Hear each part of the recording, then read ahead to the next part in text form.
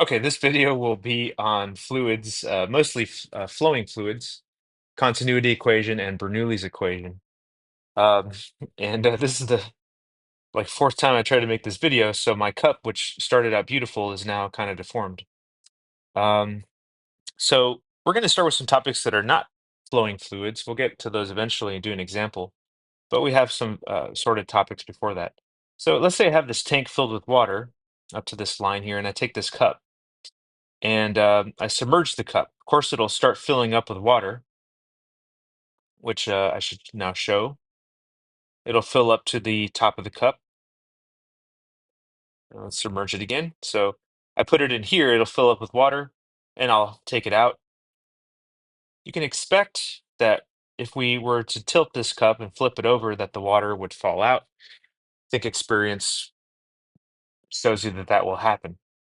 What happens though if I fill up this water and I rotate it inside? Whoops. If I rotate it inside the the tank, and then I lift it out. And I don't let the lid of the cup, the mouth of the cup, I don't let it touch the atmosphere. You guys might have tried this with a straw before, I think every uh, child has tried this before, where you drink through a straw and you put your thumb over, you fill it up with some fluid, soda or something, and you put your thumb over the end of it and you kind of lift it out, and um, within the fluid, the fluid will still stay there. And so the question is, why does that happen? How is that possible? When you lift it out of here, it'll fall out, but here it won't. The simple answer is atmospheric pressure. If I call this P1 and I call this P2, we know that the pressure at P2 is the atmospheric pressure. And so the pressure P1 will also equal atmospheric pressure. And so, yeah, atmospheric pressure is actually help push this fluid and keep it from falling in. Um, there's more I can explain with that, but we don't have any problems on it, like homework problems on this, and so I think I'll just leave it there. Of course, if you have more questions about it, you can ask. So let's keep going. Suppose you do this with a straw, and so here I have a straw. I tried to show that it's closed on one end. Maybe I should show it like this.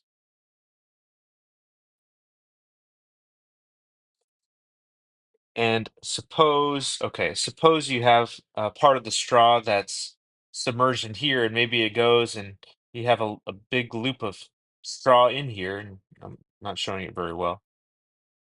And so what you can do is you can start pulling this thing out. And the question is, how much fluid can you pull out of here, or how big can your straw be and still extract fluid from the container? And that's simple. We'll say the pressure here is P1 and the pressure here is P2. Now, if I keep pulling on this and I keep pulling it out, eventually what will happen is that we will reach a limit to how much fluid we can pull out of there, and then a vacuum will open up here at the top. Sorry about crude pictures in this video. There will be a vacuum up here, and so there will be a column of fluid here, which is rho GH. The pressure in it is rho GH at P1. So we'll say P1 is equal to P2. This is rho GH1, but this being H1. And it'll be equal to P2, which is atmospheric pressure. The fluid, let's say, is water. G is 10. And we want to figure out how high we can bring this straw, how high that we can get the fluid to go in the straw. And atmospheric pressure is 100,000 Pascal. This is 10,000. H1. And of course, we divide.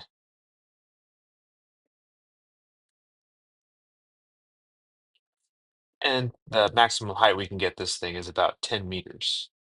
If you plug in 9.8 in there, you'll get slightly different number, but uh, 10 meters about. Okay. Let's keep going. You have a tank filled with water, and initially, let's see if I can take this out. Initially, you have a tank filled with water, and you're, swimming. You went to the bottom of the tank here, and there are sides to the tank. So it goes up like this.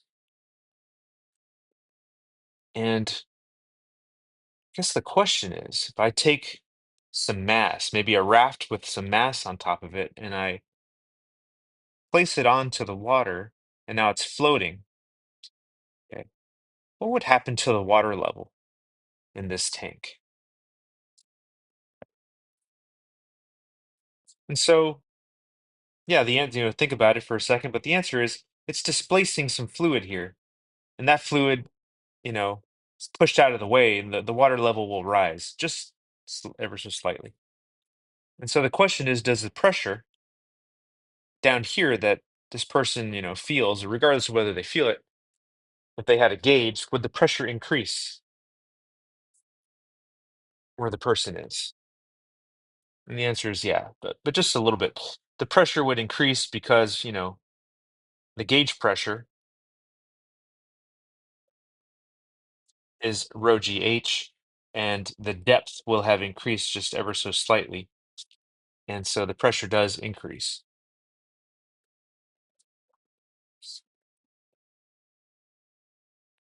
Next topic um, is how is it that a barge or a ship made out of steel can float? So I don't know, it looks something like this. You know, it's like a front view or a back view of the boat. It's not a very good picture. But how is this thing that's made out of steel float? Because, the density of steel is greater than water, and that should sink. But the truth is, yeah, only the walls of this thing are made out of steel. Inside the ship, there's actually a lot of empty space. You have decks, storage space, a lot of it is air. And so the average density of the ship must be lower than water. The average density of the ship is lower than water. It's mass per volume. Um, and of course, what you have working for you here is buoyancy, buoyant force. This is the displaced fluid, which is putting an upward buoyant force on the ship. And so what you would do is maximize, or not maximize, but you would try to displace as much fluid as sorry, you would try to displace a lot of fluid such that there is a sufficient buoyant force on the ship. And I don't know too much about structurally why they build and why they take certain shapes, but they give it a shape like this for stability. If you try to float something that's like this, and then try to sail it, even though it's displacing a lot of fluid here, it's not so good for sailing, not so good for traveling in the ocean. But anyway, that's how a ship floats. Let's get into fluid flow. And yeah, I kind of have everything written down here, but I'll explain it. And what we're talking about here is flowing fluids, and we imagine oftentimes a pipe, okay? Water flowing through pipes. Although there's a problem on the homework where water is flowing out of a tap, okay? But the equation still works. Um, let's imagine that we have a pipe here with a cross-sectional area A1, which is large, and then the pipe kind of gets confined to a smaller area. We'll call that area A2. So the pipe is narrowing down. And let's say the fluid had a certain velocity as it was flowing through the pipe of V1.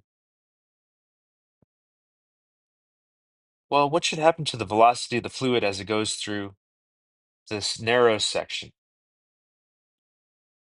Uh, what would be V2? Should it be greater or less than V1? Of course, I asked this to people in class, and they told me that it should be going faster. And if you have ever taken a water hose and turned on your water hose, open up the valve, and you see the water flowing, you notice its relative speed, and you put your thumb over the end of the water hose, and now the water is like spraying out at an incredible speed, right? You've narrowed, you've gone from a bigger area to a smaller area, and the speed of the fluid has increased. That's what we're talking about here. So this is called the continuity equation. And essentially, what it means is this, is that we're assuming here that the fluid is flowing and that there's no like turbulence in there. The water is not backflowing into the pipe, that it starts here on this side and it all goes and ends on this side with no backflow or anything like that. Um, and essentially, what's happening is it's a conservation of mass. The amount of fluid that enters, this section of the pipe must exit in the same amount of time as this area of the pipe. Um, and the only way for you to get the same amount of mass in the same amount of time is when the pipe narrows, is for that fluid to go faster and gets the mass out in the same amount of time. You can think of it in terms of mass, or you can think of it in terms of volume. The volume that flows into this pipe per unit of time, that volume must exit this side of the pipe in the same unit of time, per second. And so we get to this equation, A1 times V1, which is the volume flow rate. A times V is the volume flow rate, equals to A2 V2. And, if it narrows like I have here shown in the picture, okay, um, A is large, A1 is large, A2 is smaller, but then that means that V1 will be small and V2 will be larger. Okay, it's kind of how the equation works. Now, on the homework, I realize there's questions that ask about volume flow rate. Calculate the volume flow rate. Well, you can just multiply A times V, or I can say A1 V1, or you can multiply A2 V2. But maybe a useful way of writing that equation is Q is equal to A1 V1, or Q is equal to A2 V2.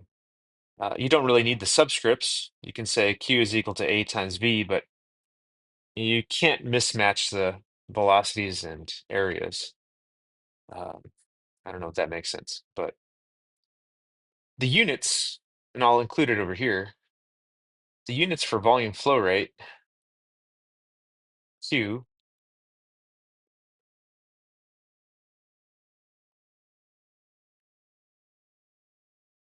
the standard unit is meters cubed per second. Yeah, so this is a pretty useful equation. It works whether a pipe also changes height or not. So if you have a pipe that goes like this and then it kind of narrows up here, the continuity equation still works. You can pick point 1 and point 2 over here because the volume should still be conserved, or the mass, I should say. Um, yeah, I think that's it. Yeah. Excuse me.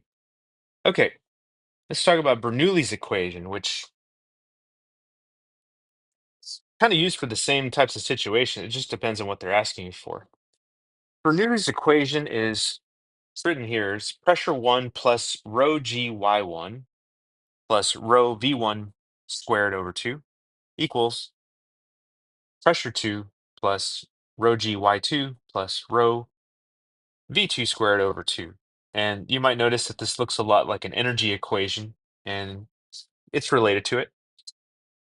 But there's some pressure terms in here, and I think each term actually does mean a pressure, um, or the units are equivalent to the pressure. but really this is the pressure term and this is the pressure term. And all is it's saying is that, let me go back to that picture where you have a pipe and maybe it narrows over here, and this is position one and this is position two. It just relates various quantities, the pressure at point one, the pressure at point two, um, the heights, y1, y2, and the speeds, v1 and v2. That's what it relates of a fluid that's flowing through this pipe. And again, we assume it's a ideal fluid. There's no friction in the fluid. There's no backflow. It's kind of like a laminar flow, flows smoothly. Um, and we'll use this in our example coming up here. The last thing I'll write here is the Bernoulli effect. The faster a fluid flows, the less pressure it exerts. So I'm going to steal this picture here that we use for our continuity equation. I'll bring it over here. Let's see if this applies. Not see if this applies, but show how this applies to this type of situation. Gonna get rid of everything here. Yeah, kind of messed with the picture. Let's bring it back. We just said now that because of the continuity equation, also because of Bernoulli, um, this is V1, this is V2, that V2 must be greater. Uh, that V2 is faster. The fluid flowing through there is faster. And so the question is, where is the pressure greater? We'll call this the pressure P1, and we'll call the pressure in this part of the pipe P2. And according to Bernoulli, when a fluid is flowing faster, it's exerting less pressure on the walls of, uh, of the pipe there. So we'll say here that P2 is less than P1. There's greater pressure here, which makes sense. There's greater pressure here, which is causing this fluid to flow. There's more forces pushing this fluid in this direction. So that's the Bernoulli effect. Now, I don't have a good way of showing you here, but there's little experiments you could do at home if you're so inclined. You could take a piece of paper, just take a sheet of paper. Um, Here's your head, here's your mouth, and you're standing here. And if you take a sheet of paper and put that piece of paper just below your lip, okay, just below your lip, and you hold it with your hands, and you start blowing air like that. And so the air is flowing here. The air somewhere over here is not flowing. The pressure at your mouth, right above the paper, I don't know, we'll call it P1, is less than the pressure below the paper, P2. What that means is the forces underneath the paper are greater, and so what you'll see is that paper flows up. So, if you have your mouth here and here's the paper right below your lip, when you start blowing, that paper will start to straighten out there. You could try that at home. And there are other experiments that we could show. I think I'll leave that. You can come ask about those other experiments. They're kind of neat. Let's do a problem with Bernoulli. Here we have a tank. This is a typical problem you'll see. Um, a lot of AP problems that show up like this. Here you have a tank. I'm thinking like, the size of a trough or something. We used to have, growing up, we used to have this big um, tank or whatever filled with water, and, the cows would come drink from it. And it actually did have openings, I think at the bottom though, just to drain it every once in a while, clean it out. But okay, you have a tank and it's filled with fluid up to zero point 0.6 meters. There is a hole on this side of the tank. Imagine the hole is just open. It is zero point 0.2 meters from the ground, that hole, and the water starts flowing out. And we want to know how far from the base of the tank does the fluid hit the ground? In other words, what is x? And to solve this, you might be already thinking we're going to have to use projectiles. And before we use projectiles, though, we're going to figure out what is the speed. It should be a horizontal speed. What is the speed of the fluid? We'll call that Vx coming out of the tank. And for that, we can use Bernoulli. So could have used the continuity equation if you know the areas involved of this hole here, but we don't. So we'll use Bernoulli. And I think I'll do that here. Let's say P1 plus rho G, oh, God, I almost made that mistake again. Rho V1 squared over 2. It's rho G Y1. 2 plus rho G Y2 plus rho V2 squared over 2. And so what are our 2 points? We'll pick the surface of the fluid up here as not P1, but point 1. And we'll take the opening as point 2. So it's very, let's do the easy parts here first. Let's figure out which ones are 0. So there is pressure at point 1. Um, there is a Y1. There's a height there. Okay, V1. As this fluid is flowing out, what is the speed of the water level? You know, is it as it drains, what is the speed of the fluid? They don't give it to us. But, this is funny because I remember growing up, whenever we drained that tank, I'd have to wait there and wait there so I can clean it. And you know what? It takes forever for it to drain. And if you stare at it, yeah, it doesn't look like the fluid is moving at all at the top. And so we're going to say that V1 squared, or V1 is 0, squared. This whole term is 0. And so it doesn't really move very much. We're just going to say it has no speed. Let's keep going. The pressure P2, there is a pressure there. It's atmospheric pressure. We'll get to that.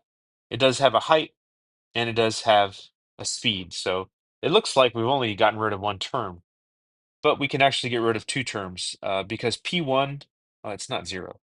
P1 and P2 are both equal, so they will cancel. And so we're left with rho G Y1 equals rho G Y2 plus rho V2 squared, which we're now going to call Vx. So let's start putting in some numbers. The density of water, G, the height is 0.6. Density of water, G, the height is 0.2 plus 1,000 over 2 Vx squared. 0.6 times 10 is 6, times 1,000 is 6,000. 0.2 times 10 is 2, times 1,000 is 2,000. Whoops, plus 1,000 over 2 is 500. Vx squared. We'll subtract the 2,000. This is 4,000 equals 500 Vx squared. 4,000 divided by 500 is 8 equals Vx squared. And I'm going to have to square root this. That Vx is the square root of 8.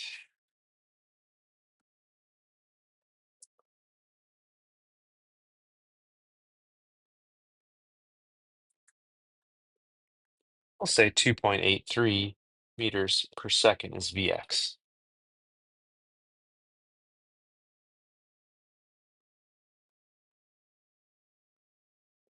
Now we haven't finished. We know what Vx is now. Now we can use projectiles to figure out what x is. So this goes back to some older concepts, which we need to know anyway. Do I want to use y? Yeah, I'll use y.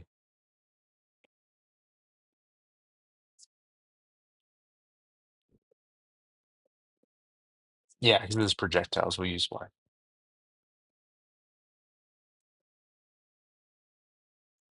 Okay, so x naught is 0. Vx we know is 2.83 meters per second.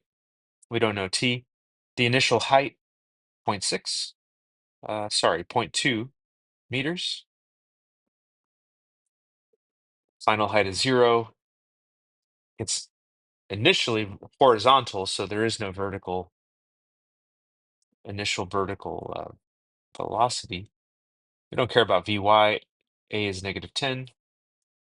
And so our strategy is going to be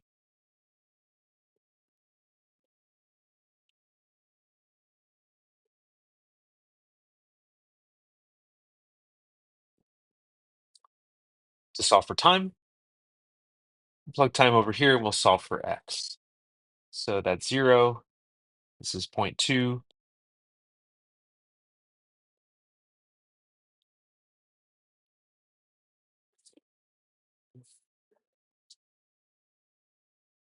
Sorry, this thing is really slippery. Um, this is 0. And so this is 1/2 -10 t squared. This is 0.2 minus 5t squared. Add 5t squared to both sides. Divide by 5. T squared is equal to 0.2 over 5. 2/5 is 4/10, which is 0.4. 0.04, yeah, 0.04. And we'll take the square root, which is 0.2, 0.2 seconds.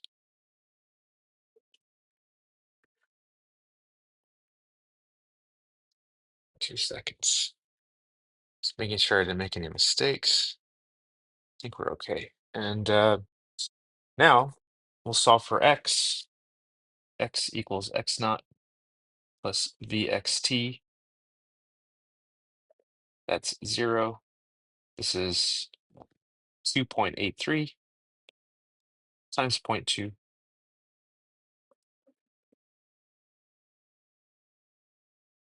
0.566 meters.